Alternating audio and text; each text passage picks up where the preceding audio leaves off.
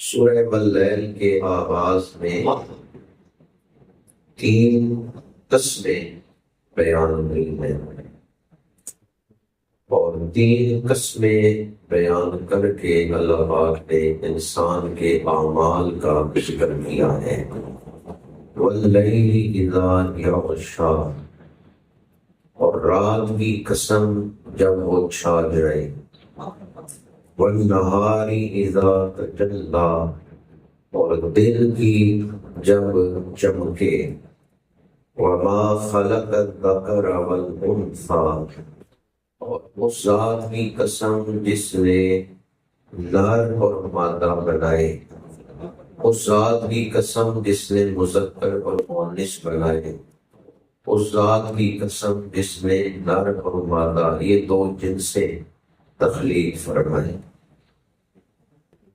کتنی قسمیں ہو گئی؟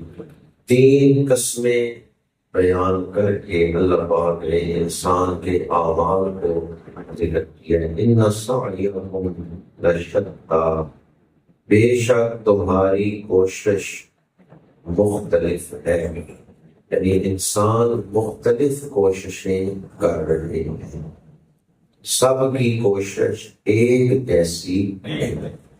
کوئی لڑائی بھڑکانے کی کوشش کرتا ہے، کوئی پانی ڈالتا ہے آگ بجھانے کی کوشش کرتا ہے، تو سب کی کوشش ایک جیسی نہیں۔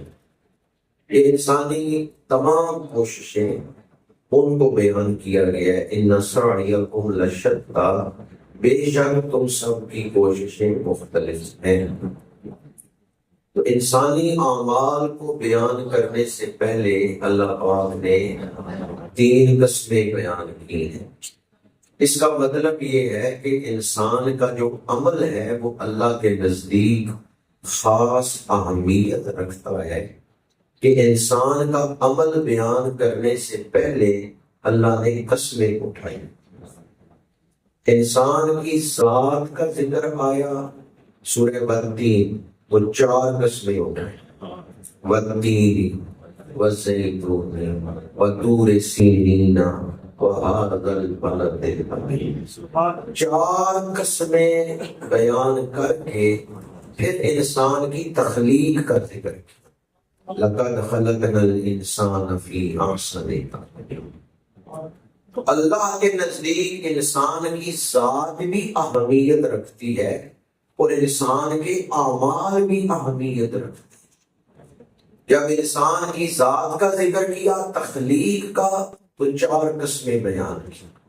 جب انسان کے اعمال کا ذکر کیا، 3 قسمیں بیان کی، اور جب نفس کے تزکیہ کا ذکر کیا تو 11 قسمیں بیان کی۔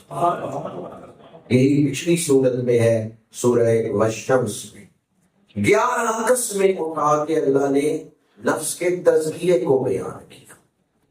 تو یہ جو اللہ پاک انسان کا ذکر کرتے ہوئے قسمیں اٹھا رہے ہیں، اس کا مطلب یہ ہے کہ تمہارے نزدیک اپنے وجود کی قیمت ہو یا نہ ہو، اپنے اعمال کی اہمیت ہو یا نہ ہو، جس نے تمہیں بنایا ہے، جب وہ تمہاری ذات کا ذکر کرے یا اعمال کا ذکر کرے تو قسمیں اٹھا کے ذکر فرما رہا ہے۔ تو ہمیں بھی پھر چاہیے کہ ہم اپنے اعمال کا خیال رکھیں، دھیان رکھیں۔ اللہ کے نزدیک ہمارے اعمال اہمیت رکھتے ہیں۔ دوسرا پیغام اس آیت مبارکہ سے، ان سعیکم لشتی، تمہاری محنتیں، کوششیں مختلف ہیں۔ پیچھے رات اور دن کا ذکر کیا، رات اور دن متضاد ہیں، رات کا اثر اور ہے، دن کا اثر، اور دن کو پسینہ آتا ہے، رات کو ٹھنڈک ہے، دھوپ نہیں ہے، رات کو سکون ہے، یکسوئی ہے، نیند ہے، اور دن کے وقت دھوپ ہے، گرمی ہے، معاشی بھاگ دوڑ ہے، محنت ہے۔ تو رات اور دن یہ 2 متضاد وقت کی حالتیں ہیں جن کو بیان کیا۔ آگے وما خلق الذکر والانثی، مذکر اور مؤنث، نر اور مادہ، یہ بھی 2 مختلف جنسیں ہیں جنہیں اللہ نے بنایا۔ تو جس طرح پیچھے متضاد اصناف کا ذکر ہے، متضاد جنسوں کا ذکر ہے، تو اسی طرح اعمال بھی ایک جیسے نہیں، بعض عمل مردانہ ہوتے ہیں اور بعض اوقات مرد بھی عمل زنانہ کر رہا ہوتا ہے۔ بزدلی مردوں کا کام ہے، جی مردوں کا کام کیا ہے؟ بہادری۔ تو یہ جو پیچھے متضاد اصناف کا ذکر ہوا ہے اور آگے فرمایا تمہاری کوششیں مختلف ہیں، تو اس سے ایک بات یہ بھی سمجھ آتی ہے، بعض کوششیں ایسی ہیں جو رات کی طرح تاریک ہوتی ہیں اور بعض محنتیں ایسی ہیں جو دن کی طرح روشن ہوتی ہیں۔ اعمال اپنے اندر اندھیرا بھی رکھتے ہیں، روشنی بھی رکھتے ہیں۔ بعض اعمال تاریکیاں لے کے آتے ہیں، بندہ وہ عمل کرتا ہے تو دل کے اندر اندھیرا چھا جاتا ہے، تاریکی سن تاریک ہو جاتے ہیں، اور بعض اعمال روشن ہوتے ہیں کہ بندہ جب وہ عمل کرتا ہے تو نور ملتا ہے۔ قرآن پڑھے روشنی ملے، درود پاک پڑھے روشنی ملے، کوئی بھی نیکی کا عمل کرے روشنی ملے۔ ان سعیکم لشتی، جس طرح رات اور دن مختلف اثرات لے کے آتے ہیں، اسی طرح اعمال بھی مختلف اثرات لے کے آتے ہیں۔ تیسری بات، ان سعیکم لشتی، بے شک تمہاری کوشش مختلف ہے۔ بعض محنتیں بڑی مبارک محنتیں ہوتی ہیں اور بعض محنتیں بڑی منحوس محنتیں اور بڑی حرام محنتیں ہوتی ہیں۔ ایک آدمی خنزیر شکار کرنے کے لیے محنت کرے، بھاگ دوڑ تو اسے کرنی پڑے گی۔ خنزیر شکار کر لیا تو کیا وہ یہ کہہ سکتا ہے میں نے محنت سے شکار کیا ہے تو لہٰذا میرے لیے حلال ہے؟ یہ محنت کیا ہے؟ حرام ہے۔ جو حرام کے لیے کی جا رہی ہے وہ محنت حرام، اور جو محنت ہو حلال کے لیے اس محنت پہ اللہ کی بارگاہ میں اجر ہے۔ نتیجہ ملے یا نہ ملے، جو بندہ اسلام کی سر بلندی کے لیے محنت کر رہا ہے اللہ کی بارگاہ میں اس کے لیے اجر طے ہے، اللہ اسے اجر عطا فرمائے گا، اللہ اسے محروم نہیں رکھے گا۔ تو بعض محنتیں بڑی مبارک محنتیں ہوتی ہیں اور بعض محنتیں حرام محنتیں ہوتی ہیں۔ اس لیے کوئی بھی محنت کرنے سے پہلے، کوئی بھی قدم اٹھانے سے پہلے یہ ضرور سوچ لیں کہ میں صدیق اکبر والی محنت کر رہا ہوں یا ابو جہل والی محنت کر رہا ہوں، میں صدیق اکبر والی محنت کر رہا ہوں یا امیہ بن خلف والی۔ یہ شان نزول کے حوالے سے میں عرض کر رہا ہوں کہ آگے وہ آیات ہیں جن کے شان نزول میں مفسرین نے لکھا ہے کہ امیہ بن خلف ظلم کر رہا تھا حضرت بلال حبشی پر کہ بلال کلمہ چھوڑ دو۔ صدیق اکبر نے مال خرچ کیا، بلال حبشی کو خرید کے حضور کی خدمت میں پیش کر دیا۔ محنت دونوں نے کی ہے، سیدنا صدیق اکبر رضی اللہ تعالیٰ عنہ نے بھی، امیہ بن خلف نے بھی۔ امیہ محنت کیوں کر رہا تھا؟ کوڑے مار رہا تھا اسلام سے ہٹانے کے لیے، اور صدیق اکبر نے مال کیوں خرچ کیا ہے؟ دین بچانے کے لیے، رسول اللہ کو راضی کرنے کے لیے، حضور کا دل خوش کرنے کے لیے۔ اب وہ آیات جو میں نے آپ کے سامنے ابتداً عرض کیا کہ زندگی میں مشکلات ہیں، دنیا میں رہنا اتنا آسان بھی نہیں ہے، مشکلات ہیں، لیکن اس سے کئی گنا زیادہ آخرت کی مشکلات ہیں۔ تو اگر کوئی ایسا نسخہ مل جائے کہ دنیا میں بھی آسانی ملے اور قیامت کے دن بھی آسانی ملے، حساب کتاب میں بھی نرمی ہو جائے یا بغیر حساب کے ہی بخشش ہو جائے، حشر کی پیاس سے بھی بندہ بچ جائے، پل صراط پہ بھی سہارا مل جائے، تو حشر کی ساری منزلیں آسانی سے طے ہو جائیں تو پھر وہ نسخہ ہمیں اپنا لینا چاہیے یا نہیں؟ دنیا اور آخرت دونوں کی مشکلات کو آسانیوں میں بدلنے کا وظیفہ قرآن عطا کر رہا ہے۔ فَأَمَّا مَنْ أَعْطَى وَاتَّقَى وَصَدَّقَ بِالْحُسْنَى فَسَنُيَسِّرُهُ لِلْيُسْرَى۔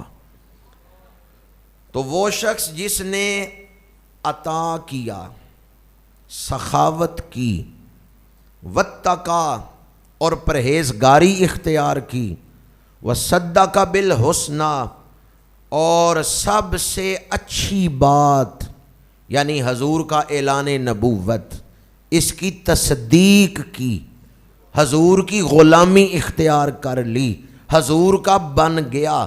جس نے یہ تین چیزیں اختیار کیں، سخاوت، پرہیزگاری اور حضور کی تصدیق، حضور کی نسبت، جس نے یہ تین چیزیں حاصل کر لیں، فَسَنُيَسِّرُهُ لِلْيُسْرَى تو بہت جلد ہم اسے آسانی مہیا کر دیں گے۔ اب آگے تین چیزیں اس کے متضاد بیان کی۔ سخاوت کا متضاد کیا ہے؟ کنجوسی، جسے بخل کہتے ہیں، اور پرہیزگاری، اس کا متضاد فسق و فجور ہے۔ تو آدمی بے پرواہ ہو جائے، فکر ہی نہ کرے یہ کام جائز ہے ناجائز ہے، اس کی پرواہ ہی نہیں، بے پرواہ آدمی جو دھیان ہی نہیں رکھتا کہ یہ حلال ہے یا حرام ہے۔ اور تیسری چیز حضور کی تصدیق کے بجائے تکذیب۔ تو آگے وہ تینوں چیزیں بیان ہوئی ہیں جو مشکلات پیدا کرتی ہیں۔ وَأَمَّا مَنْ بَخِلَ وَاسْتَغْنَى وَكَذَّبَ بِالْحُسْنَى فَسَنُيَسِّرُهُ لِلْعُسْرَى تو وہ جس نے بخل کیا اور بے پرواہ بنا رہا، واستغنا، پرواہ ہی نہیں، دھیان ہی نہیں، اپنے آپ کو انڈیپینڈنٹ سمجھ لینا کہ مجھے رب کی ضرورت ہی نہیں ہے کہ میں اس کے حکموں کا خیال رکھوں، واستغنا، بے پرواہ ہو گیا، وَكَذَّبَ بِالْحُسْنَى اور سب سے اچھی بات کو جھٹلایا، یعنی حضور کی نبوت کو جھٹلایا، فَسَنُيَسِّرُهُ لِلْعُسْرَى تو بہت جلد ہم اسے دشواری میں ڈال دیں گے۔ دنیا میں بھی اس کے لیے دشواری، بہت کچھ حاصل کر کے بھی فکر ہی رہے گا یہ نہیں ملا، یہ نہیں ملا، دشواریاں، اور آخرت میں بھی اس کے لیے دشواریاں۔ تو قرآن پاک نے ہمیں جو نسخہ دیا ہے اس میں تین چیزیں اپنانے کا حکم ہے اور تین سے بچنے کا، وہ ان کے متضاد ہی ہیں۔ وہ تین چیزیں جو اپنانے سے رب کی مدد ملتی ہے، ان میں پہلی چیز ہے سخاوت، عطا کرنا، دوسری چیز ہے پرہیزگاری، اور تیسری چیز ہے اسلام سے پیار کرنا، دین سے پیار کرنا۔ جس نے یہ تین چیزیں اپنا لیں، قرآن پاک کا وعدہ ہے فَسَنُيَسِّرُهُ لِلْيُسْرَى ہم ان قریب اس کے لیے، ہم بہت جلد اس کے لیے آسانیاں پیدا کر دیں گے۔ پہلی چیز کون سی ہے؟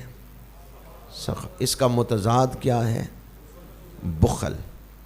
سورہ محمد میں ہے صلی اللہ علیہ وآلہ وسلم، جو آدمی بخل کرتا ہے وہ اپنے ساتھ بخل کر رہا ہے، یعنی اگر وہ دیتا تو اس دینے کا ثواب کس کو ملنا تھا؟ خود ہی ملنا تھا۔ اگر وہ دیتا تو مشکلات کس کی دور ہونی تھی؟ اس کی اپنی۔ اگر وہ اللہ کے راستے میں دیتا تو آخرت میں جنت کس کو ملنی تھی؟ کیونکہ سخاوت ایک ایسا درخت ہے جو جس کی جڑیں جنت میں ہیں۔ جو آدمی اللہ کے راستے میں مال خرچ کرتا ہے، ایمان کامل نصیب ہوتا ہے، اور یہ مال خرچ کرنا اسے جنت میں لے جائے گا۔ تو جو بخل کر رہا ہے پھر وہ کس کے ساتھ بخل کر رہا ہے؟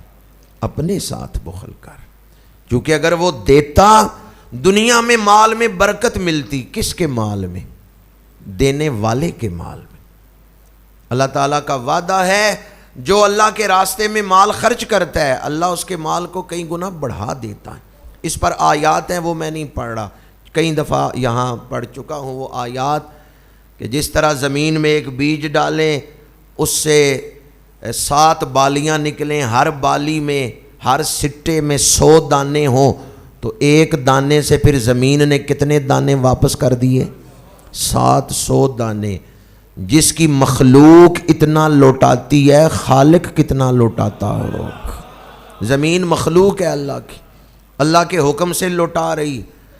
تو اس لیے جو بخل کر رہا ہے وہ اپنے ساتھ بخل کر رہا ہے، وہ اپنا نقصان کر رہا ہے.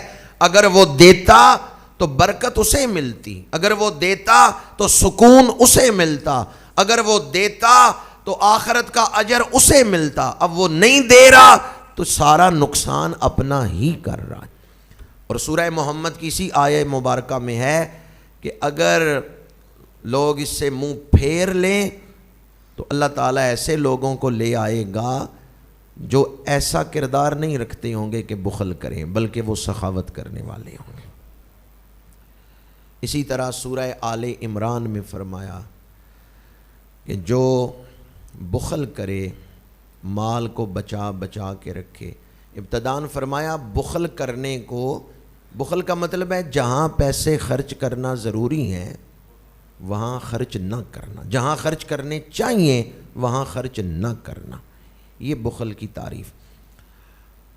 تو بعض اوقات بندہ پیسے بچا کے کہتا ہے کہ بڑی اچھی بات ہے، میں نے یہاں پیسے نہیں خرچ کیے، بچا لیے. قرآن کہہ رہا ہے بخل کو اچھا نہ سمجھو، بخل کو بری عادت سمجھو. بخل کو اچھا سمجھنا چاہیے یا برا؟ برا سمجھنا ہے. اور اسی آیت میں آگے فرمایا جس مال کو بچا رہے ہو قیامت کے دن اسی کے ذریعے عذاب دیا جائے گا، اسی کو توق بنا کے گلوں میں ڈالا جائے، گردنوں میں ڈالا جائے گا. اللہ تعالی ہمیں دینے والوں میں شامل کرے. ضروری نہیں کہ زیادہ انسان خرچ کرے تو تب بھی سخی ہوگا. اپنی حیثیت کے مطابق جس کے پاس 100 روپیہ ہے اس کا 10 روپے خرچ کر دینا اس کو بخل سے نکال لے گا. جس کے پاس 1 لاکھ روپیہ ہے وہ ٹھیک ہے 1000 روپیہ خرچ کرے یا زیادہ خرچ کرے، لیکن جس کے پاس ہے ہی 100 روپیہ وہ اگر 10 روپے بھی خرچ کر دیتا ہے تو خرچ کرنے والوں میں تو نام لکھ دیا جائے گا. پہلی صفت عطا، دوسری صفت واتقا، اور انہوں نے پرہیزگاری اختیار کی.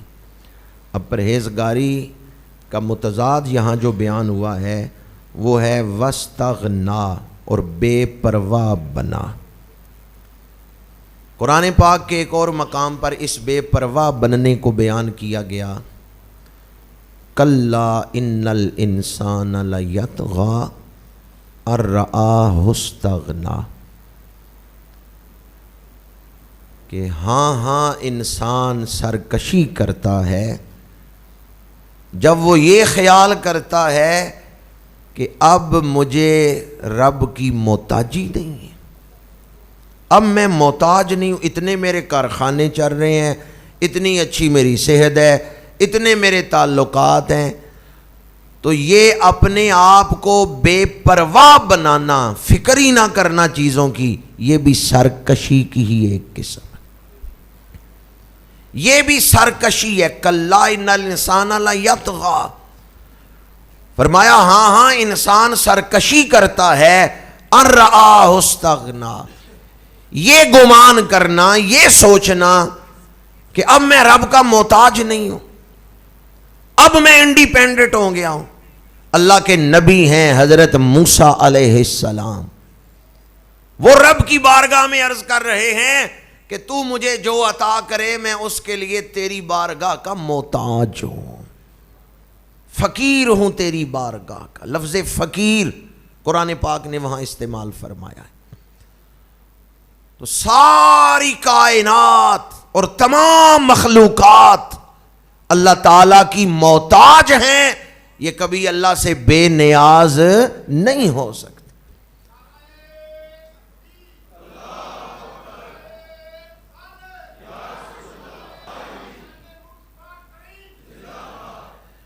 تو اگر کبھی دل میں بے پرواہی پیدا ہو، لا ابالی پن یعنی چیزوں کی فکر نہیں ہے، اگر میں نے یہ گناہ کر لیا تو کیا ہو جائے گا، خیر ہے، یہ جو نفسیات بن جاتی ہیں کہ خیر ہے، اس کی وجہ سے انسان اپنا نقصان کرتا ہے۔ کسی چیز کو معمولی نہ سمجھیں، چاہے چیونٹی کا دیوار پہ چڑھنا یہ کوئی بڑا اہم واقعہ ہے یا معمولی واقعہ ہے؟ معمولی واقعہ ہے، روز ہم دیکھتے ہیں کیڑیاں دیوار چڑھتی ہیں، معمولی واقعہ ہے۔ لیکن جب یہی بات دیکھی نا سلطان محمود غزنوی نے تو سومنات فتح کر لیا، کیونکہ اس نے عبرت کی نظر سے دیکھا، سبق حاصل کیا کہ چیونٹی بار بار کوشش کرتی ہے، دیوار نہیں چڑھ سکتی، گر جاتی ہے، پھر کوشش کرتی ہے۔ اس نے کہا چھوٹا سا جانور ہمت نہیں ہارتا، میں کیوں ہمت ہار رہا؟ اس نے پھر سومنات پہ حملہ کیا ہے، اور حضرت ابو الحسن خرقانی کی دعائیں شامل حال ہوئی ہیں، اللہ نے عظیم الشان فتح عطا فرما دی۔ تو اس لیے کسی واقعہ کو معمولی نہ سمجھیں، لائٹلی نہ لیں، کوئی بھی قدم اٹھاتے ہوئے احتیاط کریں کہ کہیں میرے اس قدم سے میرے رب کی ناراضگی تو نہیں ہوگی۔ دنیا کی زندگی آزمائش ہے، یہ جو بے پرواہی ہے یہ شیطان پیدا کرتا ہے، لائٹلی لے لینا۔ بہت سارے والدین اولاد کی شکایت کرتے ہیں کہ ہماری اولادیں نصیحت نہیں مانتی، اس کی بھی بہت ساری وجوہات ہیں۔ ایک وجہ آج آپ کے سامنے جو بیان کر رہا ہوں، اس سے پہلے میں نے اسے بیان نہیں کیا۔ ویسے میں نے اس موضوع پر کئی دفعہ آپ کے سامنے گفتگو کی ہے کہ جب نصیحت کریں تو یہ نہ کہیں کہ بیٹا محنت کرو تاکہ تم اپنی برادری میں بڑے بن جاؤ، یہ نہ نصیحت کریں، بلکہ نصیحت کریں محنت کرو رب راضی ہوگا۔ نصیحت میں اللہ کو لے کے آئیں، اللہ کا ذکر نصیحت میں لے آئیں، رسول اللہ کا ذکر نصیحت میں لے آئیں تو انشاءاللہ نصیحت کا اثر ہوگا۔ اور دوسری بات جو عرض کر رہا ہوں، جو آج تک میں نے کبھی نہیں بیان کی، کہ جو دجال آئے گا وہ سائنسدان بھی ہوگا، جادوگر بھی ہوگا، اور ماہر نفسیات بھی ہوگا۔ یہ تینوں چیزیں اس کے اندر موجود ہوں گی، اور پتہ نہیں کیا کیا اس کے اندر شر موجود ہوگا، لیکن یہ تین چیزیں وہ غلط استعمال کرے گا، سائنس کو بھی نفسیات کو بھی۔ اور جادو جو ہے وہ تو ویسے ہی بعض جادو کفر ہے، بعض جادو حرام ہے۔ تو موجودہ دور میں مجھے نہیں پتا کہ یہ سائنسدانوں کی سوچی سمجھی سازش ہے یا اتفاقاً ایسا ہو رہا ہے، اللہ بہتر جانتا ہے۔ لیکن جو بات میں آپ کے سامنے بیان کر رہا ہوں یہ ایک لائق توجہ ہے۔ ہمارے ذہن کے مختلف حصے ہیں دماغ کے، ان میں جو فیصلہ کرنے والا اور تجزیہ کرنے والا حصہ ہے، جس کا روحانیت کے ساتھ بڑا گہرا تعلق ہے، شعور کے ساتھ بڑا گہرا تعلق ہے، وہ ہے پینیل گلینڈ۔ یہ ہماری پیشانی کے پیچھے ہوتا ہے، دماغ کا اگلا حصہ ہے پینیل گلینڈ۔ اس کو کنٹرول کرنے کے لیے کہ انسان کا جو پینیل گلینڈ ہے یہ نظام اعصاب کو بھی کنٹرول کرتا ہے، اس پر بھی اثر انداز ہوتا ہے۔ بعض ایسی چیزیں ہماری زندگی میں آ گئی ہیں جن کی وجہ سے ہمارا پینیل گلینڈ جو ہے وہ شدید قسم کا متاثر ہو چکا ہے۔ ایلومینیم اور گلائفوسیٹ، وائی فائی، یہ وہ چیزیں ہیں، اور فلورائڈ جو ہماری زندگی میں داخل ہو چکی ہیں، جن سے ہمارا یہ جو پینیل گلینڈ ہے یہ بہت زیادہ متاثر ہو چکا ہے۔ جو دل کا مریض ہے اس کو ایک گولی دیتے ہیں، زبان کے نیچے رکھو، وہ جو ہی زبان کے نیچے رکھتا ہے فوراً وہ خون میں شامل ہو جاتی ہے، فوراً وہ حل ہو جاتی ہے، لعاب کے ذریعے خون میں شامل ہو جاتی ہے۔ یہ جو آپ صبح ٹوتھ پیسٹ کرتے ہیں، برش کرتے ہیں اور ٹوتھ پیسٹ استعمال کرتے ہیں، اس میں فلورائڈ، اس کا زیادہ استعمال یعنی بہت زیادہ پیسٹ اوپر ڈال کے پھر اس کو استعمال، یہ بھی فوراً اثر انداز ہوتی ہے۔ آئندہ جب آپ پیسٹ کریں نا تو محسوس کریں جو ہی وہ دانتوں سے لگے گی دماغ تک اور جسم تک آپ کو اثر محسوس ہوگا۔ وہ جیسے وہ خون والی گولی فوراً حل ہو جاتی ہے، یہ پیسٹ بھی فوراً حل ہو جاتی ہے اثرات کے اعتبار سے، ویسے اندر داخل نہیں ہوگی، اثرات کے اس بعد منہ سے ہی آپ اسے باہر نکال دیں گے۔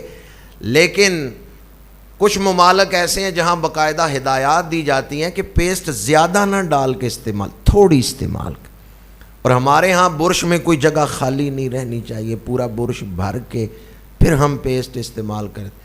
ویسے مسواک استعمال کرنا یہ بہترین طریقہ ہے، سب سے خوبصورت طریقہ ہے۔ جب جنگیں لگتی ہیں نا تو دشمن کئی طریقے استعمال کرتا ہے، وہ ایسی ایسی چیزیں جہاں ہمارا دماغ ذہن ہی نہیں ہوتا، تو اگر اس میں کوئی ایسی چیز شامل کر دی جائے، مجھے نہیں پتا شامل ہے یا نہیں، لیکن فلورائڈ کے حوالے سے یا ایسی چیزوں کے حوالے سے تو پتہ ہے کہ وہ اثرات ضرور رکھتی ہیں انسانی دماغ پر۔ اس لیے پیسٹ اگر استعمال کرنی بھی ہے تو تھوڑی استعمال کریں۔ دوسری چیز، بازار سے سبزیاں لائیں تو خوب دھو کے، یہ جو چھڑکاؤ ہو رہا ہے نا کھیتوں میں، اس کے بھی اثرات ہوتے ہیں۔ تیسرا، آپ جو ٹیکنالوجی استعمال کر رہے ہیں، یہ موبائل، اس کے بھی اثرات۔ یہ تین چار چیزیں جب مل گئیں، ایلومینیم، فلورائڈ اور گلائفوسیٹ، یہ تین چار چیزیں، وائی فائی، یہ جب چیزیں مل گئیں تو انسانی دماغ تو ایک ہی ہے نا، ان ساری چیزوں نے ہمارے پینیل گلینڈ کو قابو کر لیا ہے۔ اس لیے ہم بہت سارے معاملات میں بے پرواہ ہو گئے۔ والدین نصیحت کرتے ہیں، بچہ سنتا ہی نہیں۔ وجہ کیا ہے؟ اس کا پینیل گلینڈ جو ہے وہ متاثر ہو چکا ہے، اور والدین بھی بہت سارے ایسے ہو چکے ہیں جو کہتے ہیں خیر ہے، کوئی بات نہیں، خیر ہے۔ وجہ کیا ہے؟ پینیل گلینڈ جو ہے وہ متاثر ہو چکا ہے۔ اس لیے جب بھی کوئی چیز کھائیں، پئیں یا ٹیکنالوجی استعمال کریں تو اس میں آنکھیں کھول کے دیکھیں کہ یہ میرے لیے کتنا استعمال کرنا ٹھیک ہے اور کتنا استعمال کروں گا تو نقصان ہوگا، کیونکہ یہ تین چار چیزیں جب مل جائیں گی یہ آپ کے دماغ کو بہت زیادہ متاثر کریں گی اور انسان کو بے فکر بنا دیتی ہیں، بے پرواہ بنا دیتی ہیں۔ بات میں کر رہا تھا بے پرواہ بننے کی، کہ انسان کو پرواہ ہی نہ ہو۔ متقی وہ بنے گا جو فکر کرے گا۔ پیر بلے شاہ قصوری نے لکھا ہے، اے دنیا تلکن ویڑا اے، تھم تھم کے ٹرو۔ تو احتیاط سے کون قدم رکھے گا؟ جس کو فکر ہے یا جو بے پرواہ ہے؟ آپ کہیں گے بھی اچانک ہی سائنسدانوں سے آپ پیر بلے شاہ قصوری کے پاس لے گئے ہیں۔ یہ سارے سائنسدان پیر بلے شاہ قصوری کی معرفت تک نہیں پہنچ سکتے۔ یہ وہ لوگ ہیں جو روحانی سائنسدان ہیں۔ پیر بلے شاہ قصوری نے فرمایا، دنیا تلکن ویڑا ہے، تھم تھم کے ٹرو ہنیرا ہے۔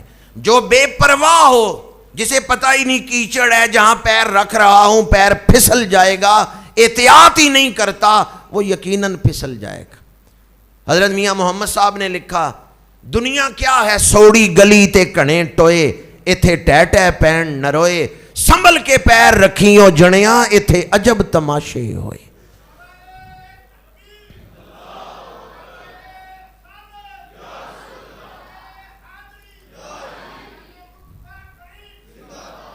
سنبھل کے پیر رکھیوں جنیاں، ایتھے عجب تماشے ہوئے۔ سنبھل کے پیر رکھیوں جنیاں، ایتھے عجب تماشے ہوئے۔ تقوی اسی چیز کا نام ہے کہ احتیاط سے قدم رکھنا۔ فیصلہ کرنے تو سوچ سمجھ کے، عمل کرنے تو سوچ سمجھ کے۔ اور اس پر تو میں شروع میں عرض کر چکا ہوں، انسان کی ذات بھی، انسان کا عمل بھی اللہ کی بارگاہ میں اہمیت رکھتا ہے۔ اس لیے اللہ نے قسمیں اٹھا کے انسان کی ذات کا بھی ذکر کیا تو قسمیں بیان کر کے، صفات کا اور اعمال کا ذکر کیا تو پھر بھی قسمیں اٹھا کے ذکر کیا ہے۔ تو احتیاط کرنے سے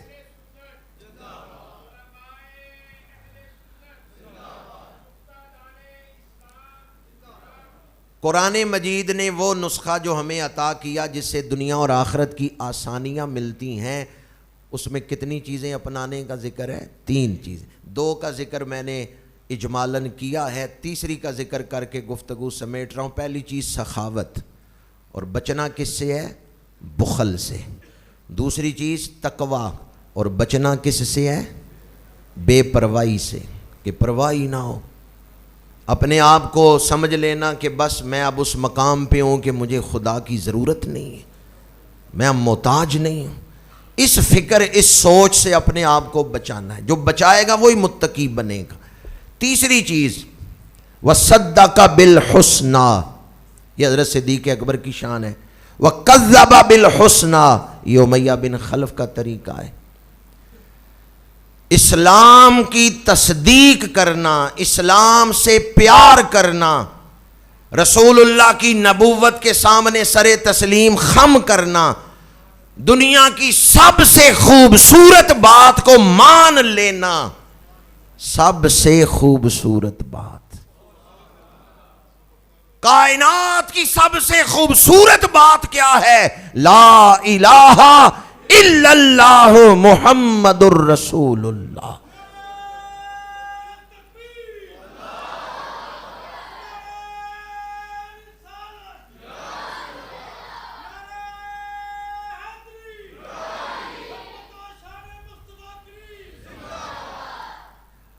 میں کہوں گا ہمیں اسلام سے، آپ نے کہنا پیار ہے، ہمیں اسلام سے، ہمیں دین مصطفیٰ سے، ہمیں اسلام سے پیار۔ ہمارا سب کچھ حضور ہے، ہمارا سب کچھ حضور ہے۔ الحمدللہ آپ سارے حضور کے عاشق، حضور کے غلام بیٹھے ہوئے ہیں۔ سیدنا صدیق اکبر کے فیوزات و برکات اللہ نے کسی درجے میں بھی ہیں، 15ویں صدی میں بیٹھے ہوئے مسلمان، لیکن انہیں اس آیت کی برکت حاصل ہے، وَصَدَّقَ بِالْحُسْنَى۔ آج جس دور میں ہم زندگی گزار رہے ہیں، دنیا کو پاکستان کی ضرورت ہے۔ ہمیں ضرورت ہو یا نہ ہو، ہمارے نزدیک پاکستان اہمیت رکھتا ہے یا نہیں رکھتا، یہ ہماری سوچ کی کجی ہے، کوتاہی ہے، لیکن دنیا کے نزدیک پاکستان غیر اہم نہیں ہے۔ اس لیے کہ ابھی میں عرض کر رہا تھا، سب سے خوبصورت بات ہے لا الہ الا اللہ محمد الرسول اللہ صلی اللہ علیہ وآلہ وسلم۔ تو پاکستان کی بنیاد کیا ہے؟ پاکستان کا مطلب کیا؟ دستور ریاست کیا ہوگا؟ محمد الرسول اللہ۔ جب تحریک پاکستان کا دور تھا تو ہمارے بزرگوں نے اس وقت 2 قومی نظریہ بیان کیا، اگرچہ اس کی بنیاد تو امام ربانی سیدنا مجدد الف ثانی رحمۃ اللہ تعالیٰ علیہ انہوں نے رکھی، جب اکبر بادشاہ کے سامنے ڈٹ گئے اور اسلام کے بچانے میں گراں قدر کردار ادا کیا کہ اقبال کہتے ہیں وہ ہند میں سرمایہ ملت کا نگہباں، اللہ نے بر وقت کیا جس کو خبردار۔ اور قائد اعظم نے ایک موقع پہ کہا تھا کہ پاکستان تو اس دن بن گیا تھا جس دن ہندوستان کے پہلے شخص نے کلمہ پڑھا تھا۔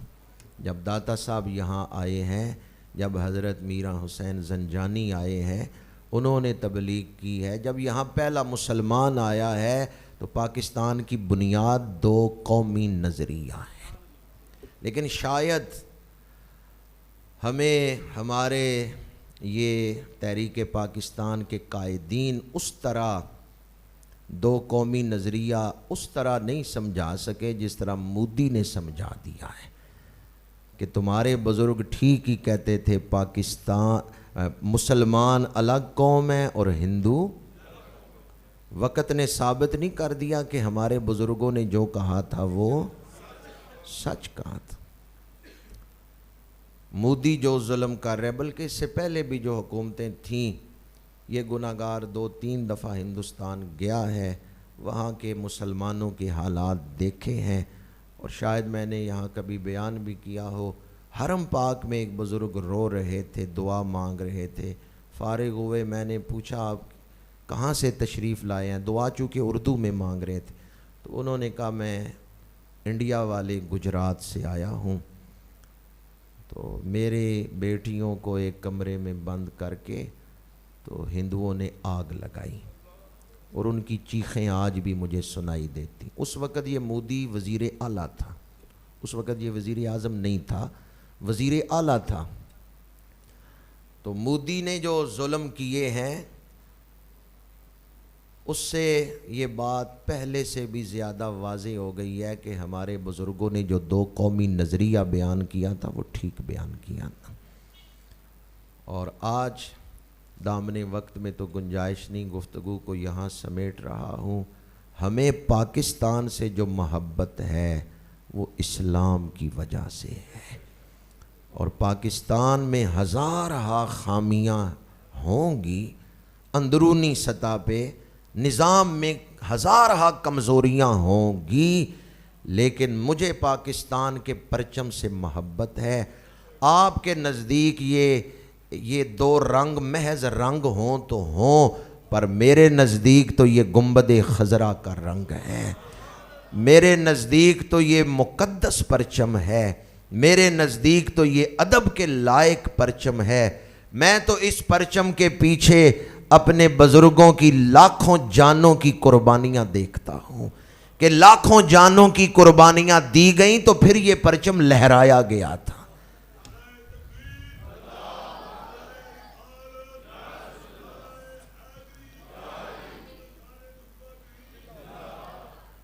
حالات کیا رخ اختیار کرتے ہیں یہ اللہ بہتر جانتا ہے, لیکن ہمارے دشمن نے غیر یقینی حالات پیدا کیے ہیں. شاید وہ مقبوضہ کشمیر کو غزہ بنانا چاہتے ہیں کہ جیسے وہاں غزہ میں ظلم ہوا ہے مقبوضہ کشمیر کو ہم غزہ بنا دیں, یا شاید وہ واقعتاً نہیں پاکستان کے لیے کوئی مسائل کھڑے کرنا چاہتے ہیں.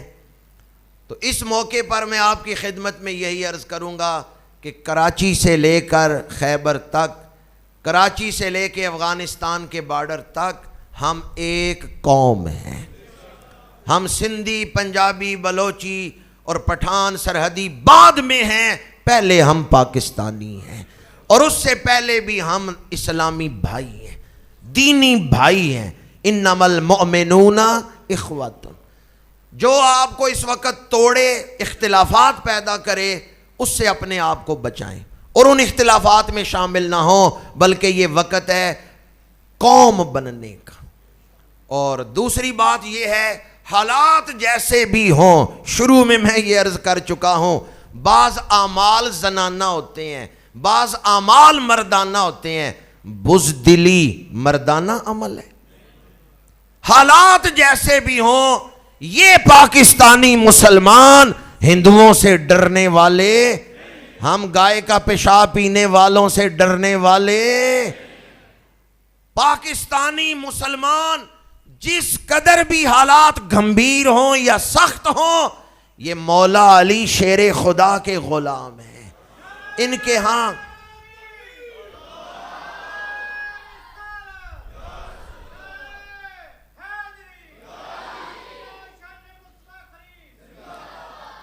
کوئی بھی بات ڈر کے یا گھبرا کے نہیں کرنی. پتہ نہیں حالات کیا صورت اختیار کریں, پتہ نہیں اب کیا ہوگا, خبریں ساڈا کی بنے گا.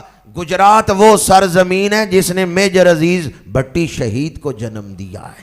65 کی جنگ میں گجرات نے بڑا اہم کردار ادا کیا ہے. نشان حیدر گجراتیوں نے لیے ہوئے ہیں.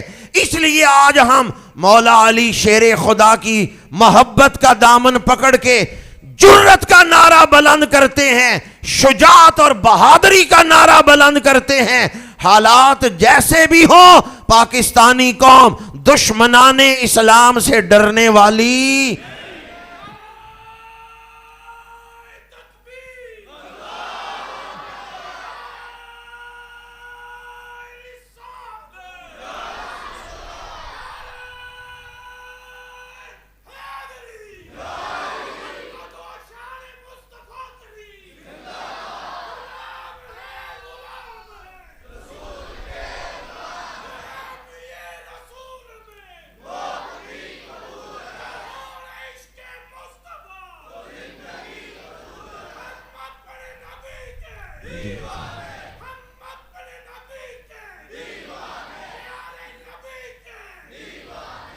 اور اس موقع پر میں یہ بھی عرض کرنا چاہوں گا، دشمن کے سامنے بارڈر پر ہماری فوج اکیلی نہیں کھڑی، قوم فوج کے ساتھ کھڑی ہے۔